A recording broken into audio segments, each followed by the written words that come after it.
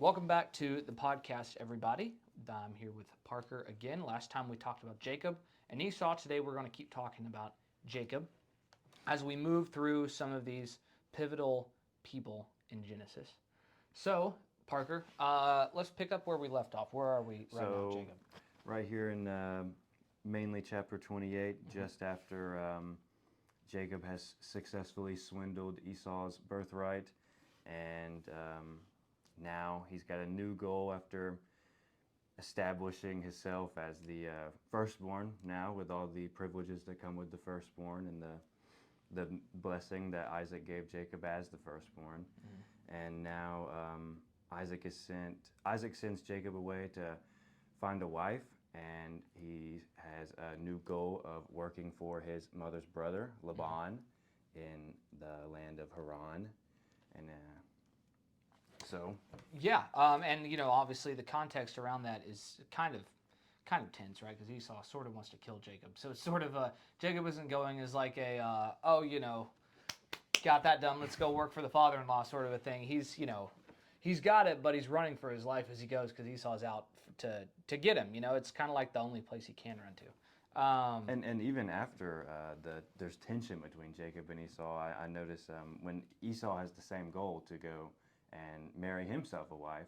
Well, in 28 and verse 8, so when Esau saw that the Canaanite women did not please Isaac his father, Esau went to Ishmael and took as his wife, beside the wives he had, Mahalath, the daughter of Ishmael, Abraham's son, the sister of Naboath. I didn't get that one. But I noticed there, even after that tension sort of explodes between those two, Esau is still seeking to please Isaac, even though Isaac was successfully swindled by Jacob.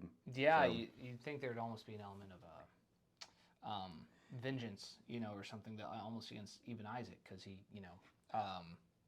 was the one who got deceived, and sometimes people are bitter about that part as well. But yeah, there seems to be sort of a desperation, I guess, from Esau. Sure, for sure. So let's get to where Jacob's at then. So Jacob is, running out the wilderness. He ends up having this vision, right? He ends up. So the stairway to heaven. Jacob, right as he's leaving Beersheba and going towards Haran for Laban, he's just taking a rest at a place, and he has this dream, this vision, sort of, with in which he sees a stairway. Mine says ladder here, but it says the best, maybe a better translation would be flight of steps. So sure. I'm imagining a very, very steep set of stairs, I guess. It seems fair, yeah. And at the very top of the steps, Jacob sees the Lord, and the Lord gives Jacob the same promise that he gave to Abraham in 28 and 13. And behold, the Lord stood above it, the steps, and said, I am the Lord, the God of Abraham your father, and the God of Isaac. The land on which you lie I will give to you and your offspring. Your offspring shall be like the dust of the earth, and you shall spread abroad to the west, and to the east, and to the north, and to the south. And in you and your offspring shall all the families of the earth be blessed. Behold, I am with you, and will keep you wherever you go, and will bring you back to this land. For I will not leave you until I have done what I have promised you. So it's essentially the same promise made to Abraham, made to Jacob. And that's an important reminder, I think, for us, because clearly I think you can make a pretty good argument that at this point in Jacob's life, he is not near as deserving of that promise as Abraham was when he got it, right? And yet God still made the promise to Abraham and his family anyway. And throughout all his family circumstances, including this one where he's talking to the swindler of the family, still he is faithful to the promise and intends to use it. And this sort of really seems to become a pivot point in Jacob's own mentality, where he seems to get his priorities at least a little bit straighter when he gets this promise. And it's just a reminder to us, I think, that God is faithful even when we aren't necessarily, right? Or even when we are, in our own wilderness, so to speak, maybe literally or metaphorically, right? There's an element here where we can tell God is still able to reach us with profound things, even when we are not worthy of them. And I mean, the way that just works out for the swindler, it seems to be right off of the blessing that Jacob gave Isaac. I mean, Yeah, it was a blessing from God, and there you go, Isaac, or Jacob. There you go, Jacob. You got the blessing from God. For sure, for sure. So let's talk about. So Jacob has to go work for Laban, his father-in-law, or Laban, however you say it. And immediately he meets this beautiful woman, Rachel, and she is a shepherdess. She's going out to water the sheep. It says here that there's a large stone that they have to roll away, and Jacob does that for them and waters the sheep. And as soon as he has rolled the stone away and watered the sheep for them, Rachel came in and into where her father's house was, I assume, and told his father about Jacob, and Jacob met Laban, and they. So his future wife gets him his first job. That's a nice deal. Yep. Seemingly. Yep, he knows, and so now Jacob knows what he's going to work for with Laban. He's decided. Jacob said to Laban in verse 21 of chapter 29, "Give me my wife." No, not there. Well, that's before that. So anyway, him and Laban decide that Jacob is going to work for Laban for 7 years for this Rachel woman that he has fallen so madly in love with. Yeah. And it says they seemed to him but a few days because of the love he had for her. Right. So and it's interesting the line Laban uses to talk him into that in verse 15 here. It says, Laban said to Jacob, "Because you are my relative, should you therefore serve me for nothing? Tell me, what should your wages be?" And so he seems to be, trying to make a fair bargain with Jacob, with this deal, right? Of course, we see how that ends up working out. Laban turns out to be I guess it runs in the family. He turns out to be just as much of a swindler as Jacob is, right? So what happens with that? It just seems Laban is a very morally gray guy. Yeah. 'Cause, I mean, Yeah. like you said, that seems pretty reasonable to me. I mean, he posed the question to Jacob. Right. What do you want to work for? Uh-huh. And so, right after he works for Laban for 7 years, and they agreed on this one wage together, Laban switches it right at the end, right after he's already got what he's wanted from Jacob, and he gives him his youngest daughter, and that Jacob doesn't even seem to mention. He doesn't talk about this daughter Leah, and Laban says, "Well, it's our tradition here that you marry the youngest first." Or the So, oldest first, right? Because Leah's the older. oldest, Right, oldest. yeah. But yeah, so he kind of gets him on a technicality there that he just, didn't bother to mention first, right? He said, "Yeah, you can have my daughter." Very He didn't convenient. say that it was the daughter Jacob requested, right? And there's sort of an element here where, in the same way Jacob robbed Esau of both material blessings in his birthright, right? And he robbed him of spiritual blessings in his, in the actual blessing, right? What Laban is robbing Jacob here is both, for one, I guess, his own sense of security, right? His own sense of like, I've got it figured out, right? If you Yeah. can get someone to marry the wrong woman, that's kind of a big stunt to pull. But Yeah. also he's robbing him of his time. And I think sometimes 7 years. 7 years, and then in order to marry Rachel, he has to work 7 more years in order to pay off the debt for her, so to speak. And I think we forget how valuable of a resource time is to everybody. We feel like it is now just because we're always rushing around all the time, right? But I mean, to give up 14 years of your life to a guy after he's already cheated you, and pulled the whole "well, I'm your family" card, on you, and or we have this tradition card or whatever. That's plenty of time for Jacob to feel the sting of his own pain that he's inflicted, right, through his own swindling. And like you said in the beginning of the episode, would you believe that would be Jacob's newfound fear for God, that he just worked 7 years again? It doesn't even seem like Jacob doesn't protest yet. He just works 7 more years. Yeah. Because he really seems to love Rachel. Yeah, that's a good point, actually, because what does Paul point out in the New Testament when he's talking about those who, sin no more, start switching your behavior? He says, "Let him who steals steal no longer, and go work with his hands," right? There's sort of an interesting parallel here where we see oftentimes it's the swindler and the thief who, in order to practice a different mindset with that behavior, they end up having to practice honest work, usually for a decent amount of time. And that's because what you do with the way you make money often changes the way you think, right?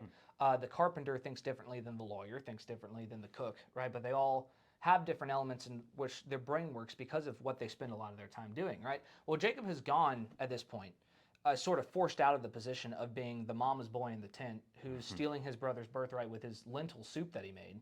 And he's actually having to put in honest work. He's having to learn how to work with his hands, right? He's learning how to raise a family, and take responsibility, not only for what he's done in the past, but responsibility for feeding his family. And so there seems to be a parallel here in which sometimes we forget this, but what we choose to do, not only with our money, but sometimes even the practices in which we decide how we're going to make it, how honestly we're going to make it, right? That changes the way we think, and that changes even our attitude toward God a lot of times. And there is a clear contrast between old Jacob and new Jacob there, it seems. Yes, sir. And that perfect contrast between our relationship with prayer and works. Yeah. I mean, we pray and we do what God says. We don't pray to God and say, Lord, please save me despite all of the horrible things that I've done, and then go do a bunch of horrible things. We say, speak, Lord, thy servant heareth. Right. And there's an element of surrender there, right? Yes, sir. Which is difficult, because I can sit here and talk about that all day. I feel like if a guy shoehorned me into 14 years of free labor, I'd be bitter about it, I right? would have some not nice words to Right. say, I'd be at least. hiring a lawyer probably. Yeah. I'd be upset. But there seems to be an understanding here that for Jacob, maybe this is his due, right? Maybe this is God's way of saying, look, this is the role you're going to play out, not only to move you toward where he wants to move Abraham's family, but even just to teach Jacob, hey, this is how it feels, dude. This is how it feels. And it's not so fun. And that's kind of important to his own character. So yeah, great point with that. So as Jacob is tasked with starting a family now and working for this sort of iffy boss, tricked him a little bit, he really finds out how hard it is to deal with family matters. And it seems he's blessed financially, very, very well blessed financially, but in terms of his family matters, there's this long drawn out order of events that happens over some time between the I believe it happens, so he works 7 years to get tricked, and then he works 7 years for the girl that he wanted, and then he works 6 years mostly on the flock of Laban, and the actual the work is what it says when he really gets into working for Laban after he's got these two wives. Right, and it's kind of at that point that we see he's able to start building up his own herd, right? So it takes him a long time to actually start making his own money, but as soon as he does, it actually goes very well for him, right? Yes. Yeah. Well, monetarily, but yeah. So the girl that he decided was less desirable, and he had first, is able to have 6 children with him, and the 6 sons and 1 daughter with the one that he's decided was less desirable. And so because Rachel, the one that he really wanted, couldn't have children with him, she gave Jacob her servant, and Jacob had 2 sons with Rachel's servant. it seems like another thing that seems to run in the family, right? We saw that issue with Abraham. We saw some of the contention that arose with that. And now we see, a lot of times, we've talked about this before, but a lot of times the mistakes that we practice, even if we're not trying to teach them, a lot of times that's some of the first ones those around us and those in our influence tend to pick up, right? And God will make you learn. Sure, yeah, and we see that certainly happens here. So there's clearly family contentions, right? Eventually Rachel has a couple kids, but she dies having Benjamin, right? Isn't that so?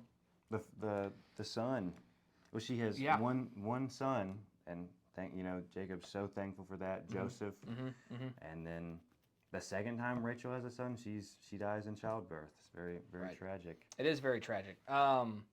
And so while we're in the middle of that, Benjamin has been born, so Rachel's still around. But it gets to the point where Jacob's starting to have a big enough family and a big enough herd to start taking up some space, right? And sometimes, you hear the phrase, there ain't enough room in this town for the two of us. That's sort of the situation that seems to be swelling up between Jacob and Laban, right?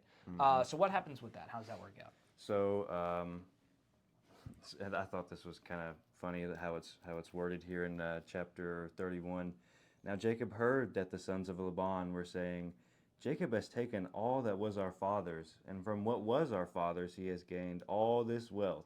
So they're saying Jacob's stealing this. Jacob's got all these wives and all this flock, and he's stealing it from our dad because it just seems to be magically working out for him. Right. With the Lord helping him. Well, I mean, he had struck a deal with Laban too, and this, you can look up more details about this for yourself. But he had essentially struck a deal with sheep that look one way are going to be mine, sheep that look one way are going to be yours, and they all end up being a bunch of them end up being Jacob's, right? Through some of his own breeding practices and stuff. Basically, pretty much everything Jacob's doing at this point now that he's served his time, so to speak, is starting to really work out, and he's a threat, right? And sometimes, we forget that even if you have served someone very faithfully, they're still not God, right? And they may not be willing to recognize some of the work you put in for them on their own behalf once you become seemingly a threat. And that seems to be the case in what happens with Jacob. God is faithful, Laban is not. Right, exactly. God is always faithful. That's a good way to put it. What would we do? What would we do if God was not always faithful? That's a good question. So it turns out that Jacob decides he's going to go ahead and leave. He's going to split town, right? Yep. He even says, another sort of comical thing I thought here. Your father, he's talking to his wives. He says, your father has cheated me and changed my wages 10 times. But he worked with all of his strength, is what he's saying there. And but God comes to Laban in a dream, as Laban is Jacob has taken everything, skipped town, and Laban sees God in a dream, and God tells him, "Be careful what you say to my servant Jacob." So Laban has to recognize this divine authority. Yeah. Which I'm sure he was not thrilled about, but but yeah. I mean, I'm sure if we had a dream like that, you would tell me. Yeah, I sure would. Yeah, that'd make me pretty nervous. For sure. So let's talk about when Jacob does leave. Laban ends up tracking him down and pursuing him instead because he looks around and notices one of his household idols is missing. What's going on with that? So Rachel stole Laban's household idols. She doesn't seem to like her father as well as Jacob doesn't seem to like him, and the thing about that is when Rachel steals these idols, it's as if those gods really, really extra don't exist because they're confined to existing in this physical thing. Right. And when they're gone, out of sight, out of mind. Right. But right. And that Laban is not kind of how the Lord works at all. Right, and so Laban kind of is distressed at the absence of it, right? And it turns out it's his own daughter, right, who takes it. And it causes some trouble. It's also interesting. There's a whole story about how, Jacob and Laban have kind of one more standoff about the tension between that. And, finally Laban gets to go look through his tents because Jacob is sure it isn't there, right? Rachel took it without him knowing. Rachel hides it. It works out fine. But there is an interesting element here where you see in the family of Israel, right, in the family of Jacob, who becomes Israel, there is still an element where the cultures of paganism and some of the pagans they're surrounded by, we talked about this some last time, is still holding on, right? And there's still this element where Rachel who becomes the mother of 2 of the tribes of Israel, she's unwilling to let go of some of her family's old idols, so to speak. And in the same way that a lot of sometimes our family's behaviors are hard for us to let go of. Like, here's my maidservant, like that one's going to work out. Sometimes our families or our cultures or our friend groups or our, fill-in-the-blanks idols are hard for us to let go of. And a lot of times, even when we are moving on towards new God-given horizons, so to speak, and into a new walk of life with God, sometimes we still want to take that thing with us. And we can see this actually throughout the rest of Israel's history. Is there seems to be an element where they want to, worship God sometimes, right? But even when they're moving in that direction, there's one high place they don't really want to let go of, right? There's a couple more household idols they don't want to let go of. And the same thing happens with Jesus, man. When we see what happens with Jesus, he's asking them to essentially surrender everything, his own followers, still does. And yet, constantly, it's only 1 or 2 idols, 1 or 2 things, 1 or 2, ideas even, that we just can't seem to let go of. And this sort of even though technically she gets away with it here, she doesn't really get away with it, because this whole issue with taking the household idol with you after you leave becomes a huge theme throughout the Bible of what keeps us stumbling along the road rather than walking it uprightly with God. Yeah, nobody liked that Jesus was a humble servant. I mean, who wants to follow a humble servant leader? Right, exactly. That's what they said. Yeah, they wanted a military leader they could get behind, for sure. So, I think we're about out of time. But thank y'all for sticking with us so far with the story of Jacob. We hope you got a little bit of application out of that. Obviously, we didn't have time to read the whole story, so again, we encourage you to go just read this for yourself. We can only fit so much in 20 minutes, and there's plenty more to dig out of it. So if you haven't already, or if you have already, please go and read through Genesis yourself. It's a fascinating book, very moving one, and we will be back with the story of Jacob next time. We'll see you. The Lord wills it. If the Lord wills it.